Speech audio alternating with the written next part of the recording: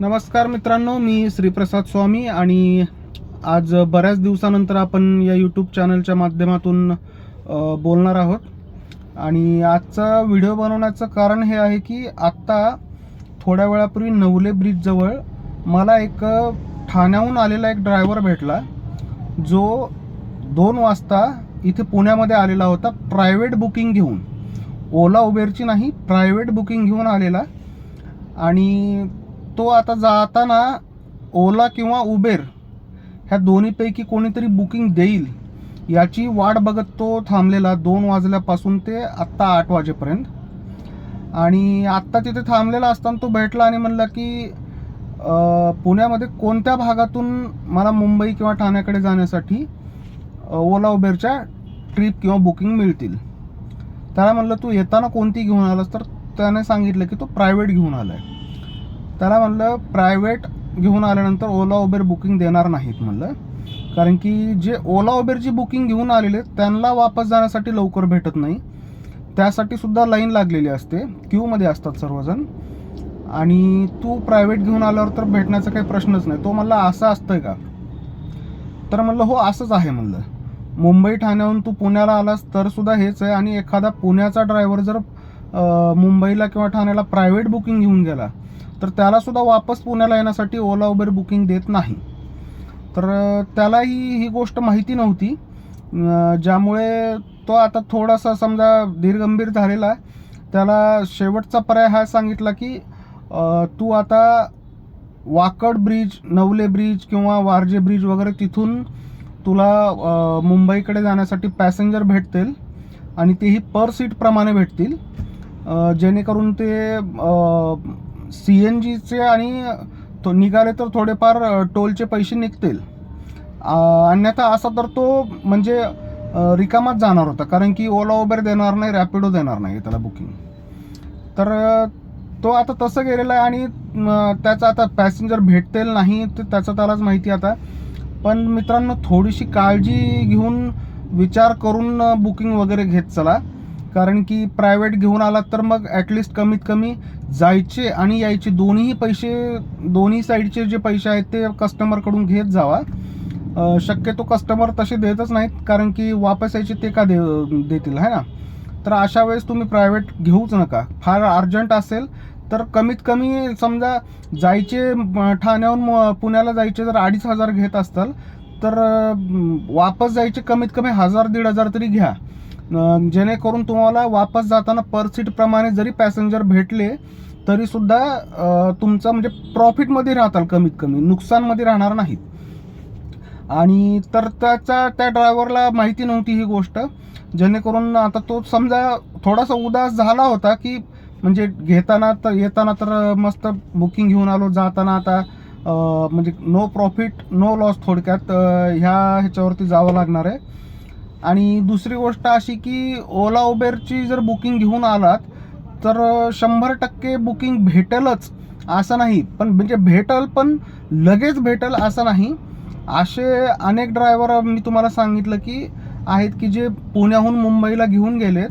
समजा संध्याकाळी 7ला निघाले, 10 वाजेपर्यंत 11 वाजेपर्यंत मुंबईमध्ये पोहोचले आणि तिथे अख्खी रात्र त्यांनी काढलेली, पण त्यांना पुण्यासाठी बुकिंग भेटली नाही. मग सकाळी कुठे 7, 8, 9 वाजता त्यांना पुण्याकडे वापस यायची बुकिंग भेटलेली.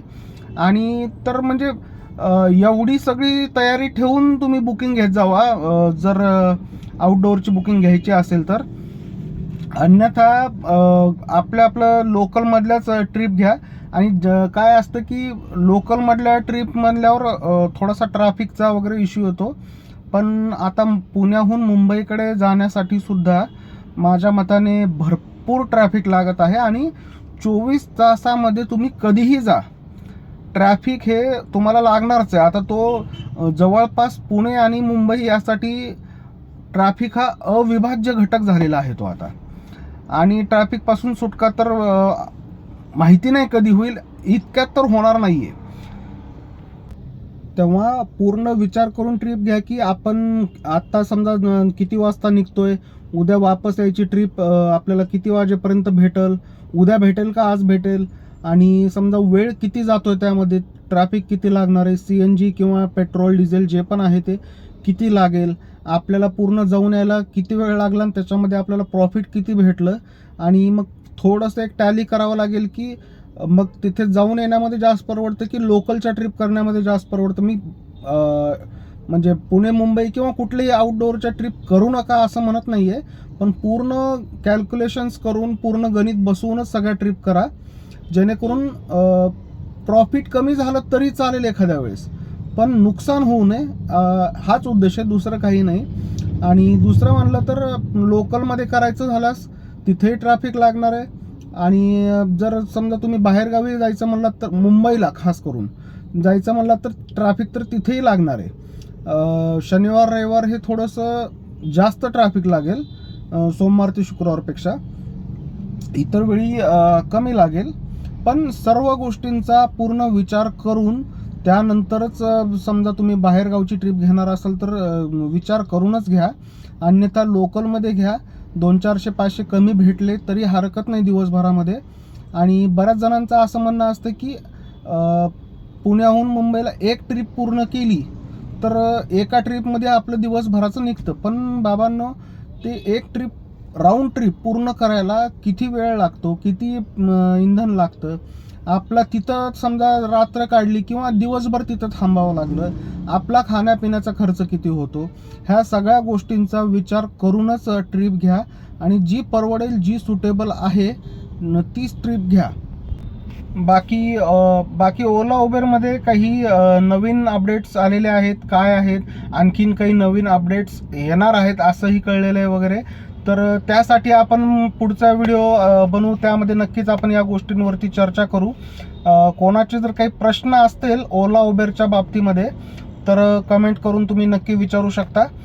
त्याचं उत्तर देण्याचा मी पूर्ण प्रयत्न करेल. जितकी माहिती मला आहे, जितकं नॉलेज मला आहे त्या बेसिसवरती मी उत्तर देण्याचे नक्की प्रयत्न करेल.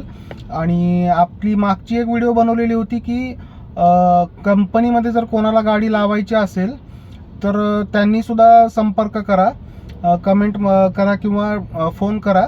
कंपनीमध्ये गाडी लावायची झाल्यास त्याचेसुद्धा पॅकेज वगैरे काय आहेत काय नाही, त्यामध्ये माझं काही कमिशन नाही आहे, फक्त तुम्हाला मदत व्हावी एवढ्यासाठी, अन्यथा माझं दुसरा कुठलाही हेतू नाही आहे त्यामध्ये. ठीक आहे, व्हिडिओ आवडली तर नक्की लाईक आणि सबस्क्राईब करा, शेअर करायला पण विसरू नका. धन्यवाद.